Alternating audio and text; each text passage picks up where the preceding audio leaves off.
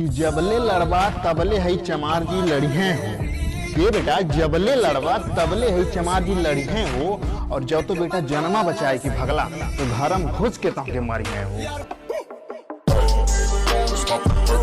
अरे ना चिमनी की ऊंचाई से ना ईंट के ठोकाई से, अरे बेटा ना चिमनी की ऊंचाई से ना ईंट के ठोकाई से, निषाद से पंगल बना तो तोरी गवा घुस के मारियो दौड़ाई के। जय निषाद राज। पावरफुल निषाद जी के जाति मेरे ना घुमक्कड़ ना पियक्कड़ ना बेकार रही हम, ना घुमक्कड़ ना पियक्कड़ ना बेकार रही हम।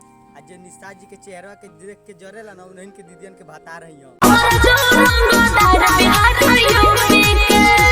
अरे भी जनता नहीं खाऊं के सब जानता नहीं। ज्यादा आँख न उठावा नीचे कह दे पता ना चली, कि ज्यादा आँख न उठावा नीचे कह दे पता ना चली।